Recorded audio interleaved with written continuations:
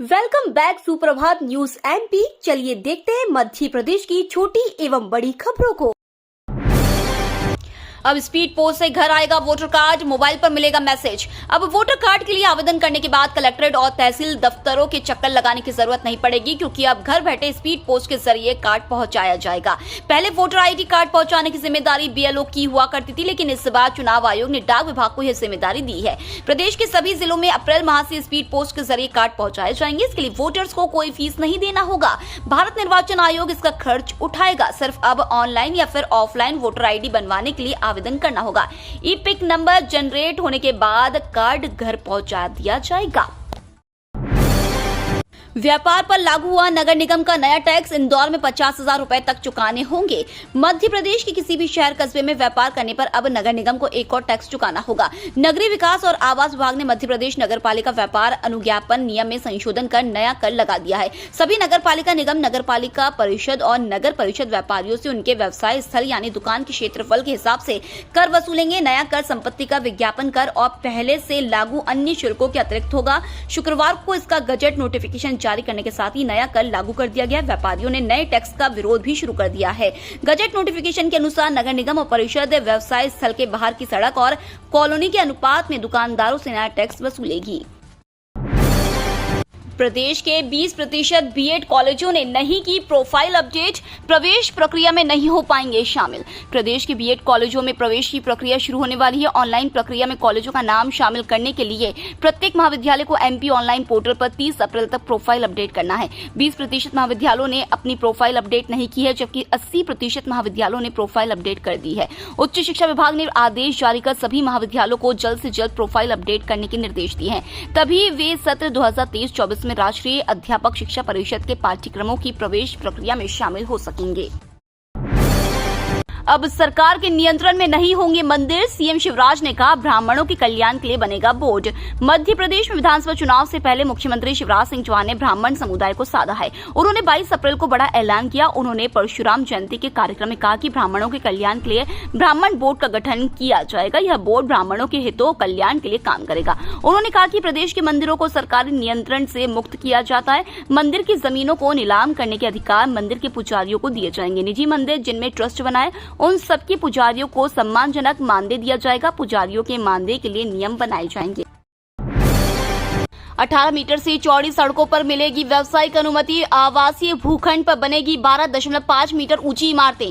मध्य प्रदेश शासन ने ग्वालियर शहर का 2035 तक मास्टर प्लान लागू कर दिया है। इसके लागू होने से शहर की 18 मीटर से अधिक चौड़ी सड़कों पर व्यावसायिक भवन के निर्माण की अनुमति मिल सकेगी। साथ ही आवासीय भूखंड पर 12.50 मीटर ऊंची इमारतें बन सकेंगी। अभी तक 9 मीटर ऊंची इमारत की अनुमति मिल रही थी। इसके अलावा मैकेनाइज्ड पार्किंग की स्वीकृति होने से अतिरिक्त पार्किंग का विकास हो सकेगा। साथ ही शहर विकास के रास्ते खुलेंगे।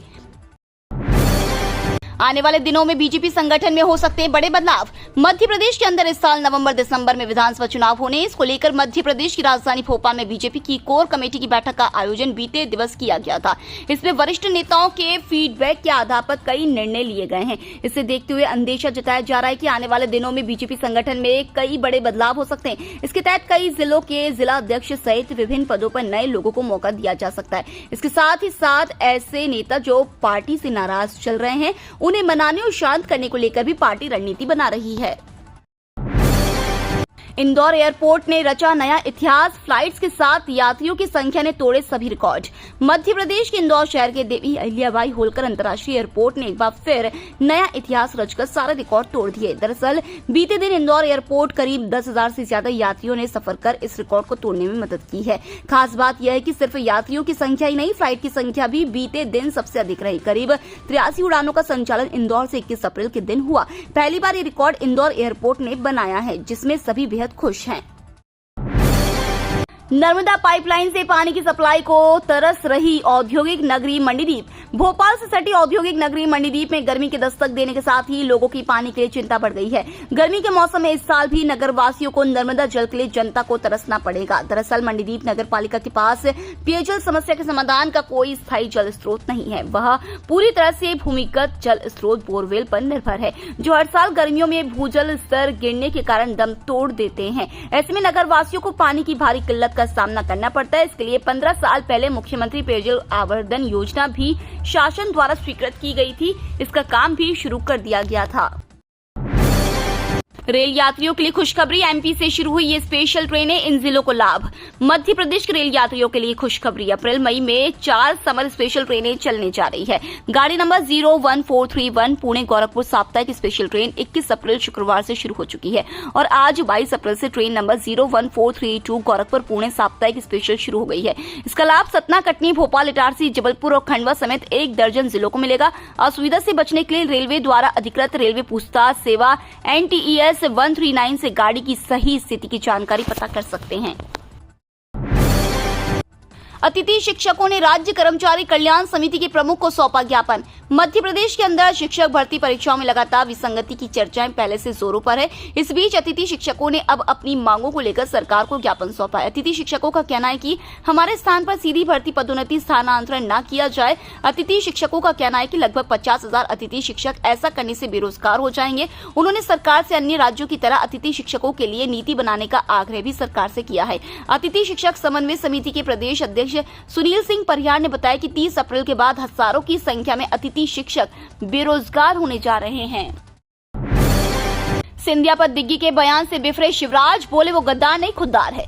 चुनावी साल में प्रदेश के दोनों प्रमुख राजनीतिक दलों के नेताओं के बीच जुबानी जंग लगातार तीक्ष्ण होती जा रही है।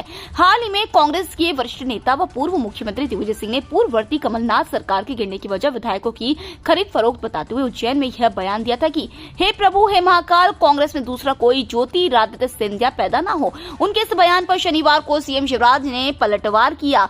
सीएम शिवराज ने कहा कि दिग्विजय सिंह, ज्योतिरादित्य सिंधिया समेत जो कांग्रेस छोड़कर साथी भाजपा में आए हैं उन्हें गद्दार बता रहे हैं, लेकिन वह याद रखें कि वह गद्दार नहीं खुददार है। मध्य प्रदेश को फिर मिलेगी खोई हुई पहचान, जाने क्या है उम्मीद की बड़ी वजह। मध्य प्रदेश को टाइगर स्टेट का तमगा जुलाई महीने में एक बार फिर मिल जाएगा। राज्यवार बाघों की संख्या के आंकड़े विधिवत रूप से जुलाई 2023 में आने की संभावना है।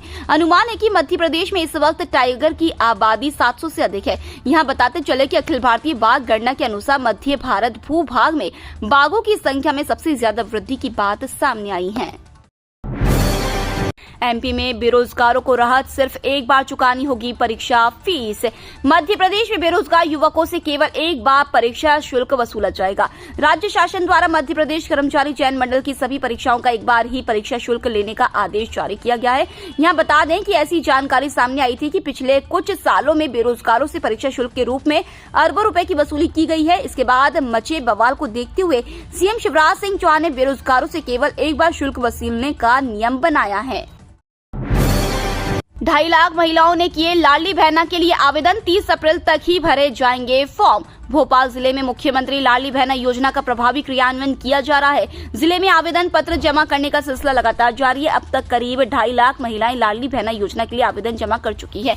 जिले में गत 25 मार्च से आवेदन पत्र जमा करने का सिलसिला प्रारंभ हुआ था। आवेदन पत्र जमा करने के लिए जिले में व्यापक व्यवस्थाएं सुनिश्चित की गई हैं। जिले में सर्वाधिक आवेदन भोपाल नगर निगम क्षेत्र में जमा हुए हैं। आवेदन पत्र जमा करने का सिलसिला लगातार जारी है। इस राज्य में इन महंगे कृषि यंत्रों की खरीद पर मिल रही 50% सब्सिडी। खेती को उन्नत बनाने के लिए केंद्र और राज्य सरकार हर संभव कोशिश कर रही है। खेती को उन्नत और समृद्ध बनाने में आज के आधुनिक तकनीक से लैस कृषि उपकरणों का बहुत बड़ा योगदान है। चूंकि कृषि उपकरण बहुत अधिक महंगे होते हैं, ऐसे में किसानों के सामने खरीद का संकट होता है। राज्य सरकार सस्ती दरों पर मुहैया कराने के लिए कृषि यंत्रों पर सब्सिडी देती है। इससे किसान सस्ती दरों पर आधुनिक तकनीक की खेती के वाहन खरीद लेते हैं। मध्य प्रदेश सरकार ने अपने राज्य किसानों के लिए बड़ी पहल की है। किसान बेहद सस्ती दरों पर आधुनिक तकनीकों से लैस वाहन खरीद सकेंगे।